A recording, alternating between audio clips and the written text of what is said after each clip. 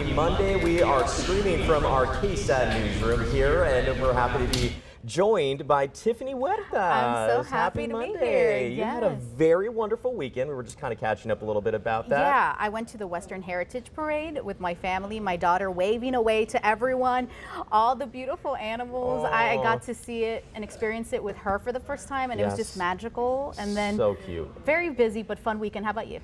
Just did a little bit of pre-birthday celebration. So my birthday's on Wednesday. I'm not trying to get the birthday messages, but yes, 34. But just went out to dinner with my friends, and then my family's also in town. My dad recently retired, so just spending a lot more time with his family here, and it's so special. So. That is so special. Yes. Well, it's your birthday month, and birthday forever month. Fun fact, so my sisters and I actually share birthdays. I'm the 8th, my younger sister's the 9th, and my older sister's the 10th. Wow. I know, it's really weird, but it works out. That's awesome. It works out. But, we had a really nice weekend, which was nice because we had a very busy week with weather last week, and obviously a lot of news to get to today. Yeah. Well, let's get to that. Now, after hours of deliberation, a jury found Andre McDonald guilty of manslaughter in the death of his wife, Andreen McDonald, back in 2019. Yeah, that's right. That verdict came in Friday. However, at one point, the panel was deadlocked and could not reach a decision. 399th District Court Judge Frank Castro issued the Allen charge to the jurors, ordering the panel to continue deliberations. That charge puts pressure on the jury to come to a unanimous decision.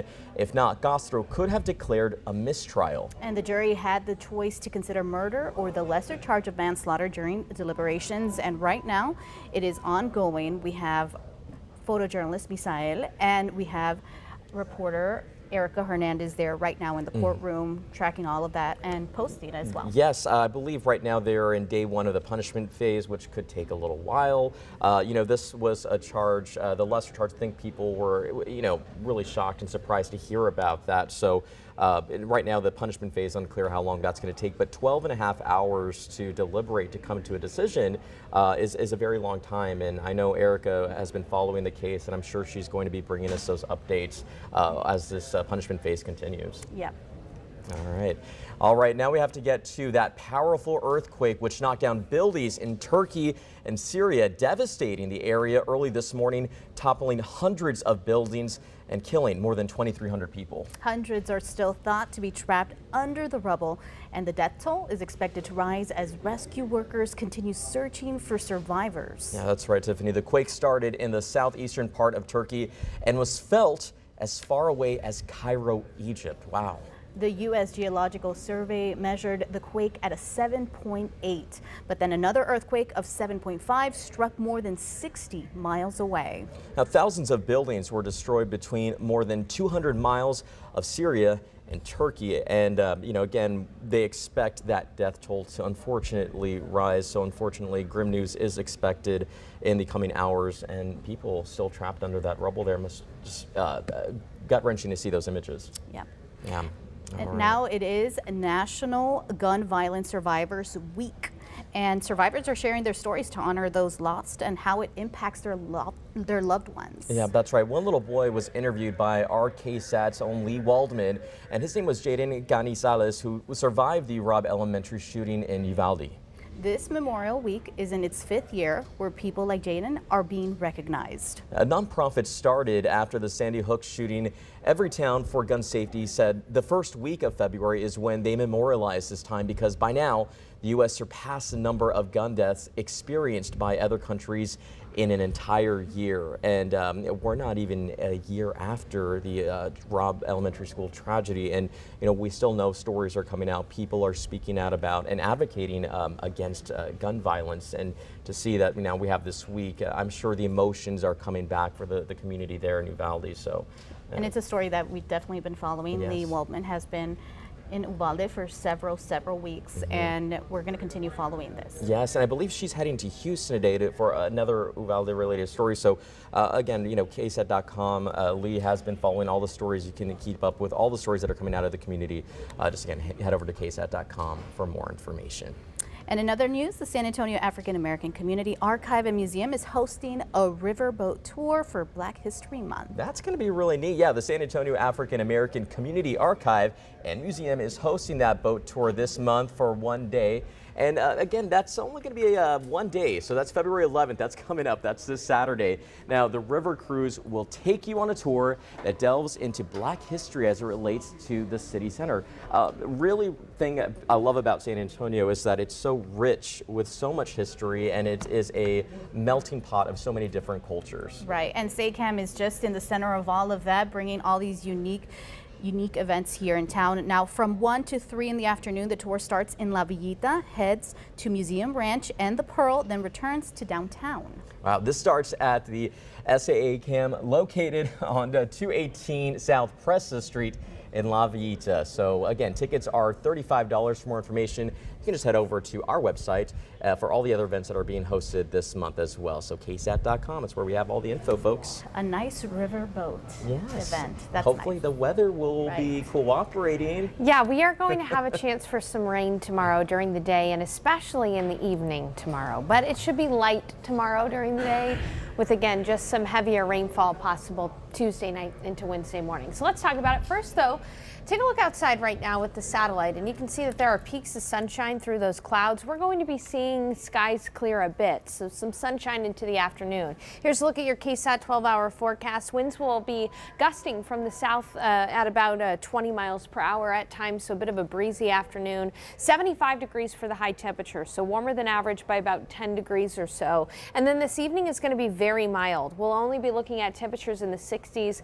high humidity. That humidity in place, one of the ingredients for rainfall for us. And we are going to see our rain chances tick up tomorrow, Tuesday during the day, and then again Tuesday night. And by Wednesday morning, most of that will be pushing off to the east. So let's go ahead and talk about our weather setup. There's a look out across the Rockies at a dip in the atmosphere. That's a trough of low pressure. That's going to help to kick up some showers and storms. That's also going to pull some cooler air our way. So take a look at these temperatures across the Rockies, below freezing. Now, as we look here in San Antonio, let's take you through the future cast, and you can see that by tomorrow morning, that trough of low pressure is going to be positioning itself in a correct place to at least give us a little bit of lift so that we can see some scattered light rain during the day tomorrow. So mainly in the morning, early tomorrow morning, we're going to have some dampness from some drizzle and fog. And then as you look at the future cast as we go through time, passing light rain showers are possible during the day, even a few peaks of sunshine in the afternoon, but it's mainly going to be a gray day.